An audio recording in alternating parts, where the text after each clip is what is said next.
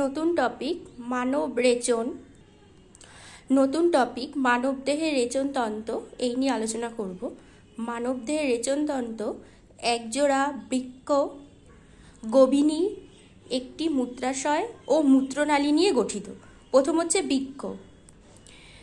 মানব রেচনের প্রধান অঙ্গ হচ্ছে বৃক্ক।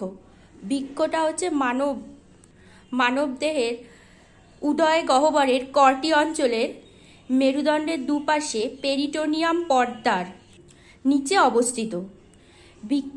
বৃক্কের অবতলকে হাইলাম বলে, যেখানে ধমনী ও শিরা একসাথে যুক্ত থাকে।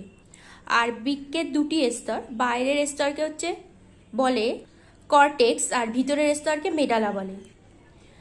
এই বৃক্কের কাজ হচ্ছে নাইট্রোজেন ঘটিত বর্জ্য পদার্থ দেহ থেকে দূর করা, এছাড়াও দেহে লবণ ও জলের ভারসাম্য বজিয়ে রাখা আর রক্তের উপাদানের পরিমাণ নির্দিষ্ট রাখা। এই ছিল বৃক্ক। এরপর হচ্ছে গভীনী।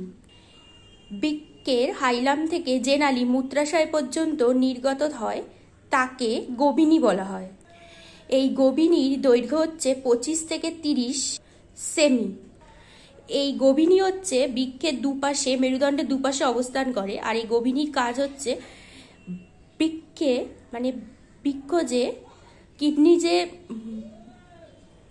মূত্র উৎপাদন করে, সেই মূত্র এই গভীনীর মাধ্যমে মূত্রাশয়ে নিয়ে আসে। এটি হলো পেশিময় থলি বিশেষ। এই দুই পাশে গভীনী যুক্ত থাকে আর এর কাজ হচ্ছে মূত্র জমা রাখা। এই মূত্রাশয়ের জন্যই আমাদের যখন ইচ্ছা হয় তখন আমরা ইচ্ছা অনুযায়ী মূত্র ত্যাগ করতে পারি। এবার হচ্ছে মূত্রনালী। মূত্রাশয় মূত্রনালীর মাধ্যমে দেহের বাইরে উন্মুক্ত থাকে। এবার হচ্ছে নেফ্রন। নেফ্রন কি? বৃক্কের গঠনগত কার্যগত এককের নাম হলো নেফ্রন। এই ছিল মানবদেহের রেচনতন্ত্র নিয়ে সংক্ষিপ্ত আলোচনা।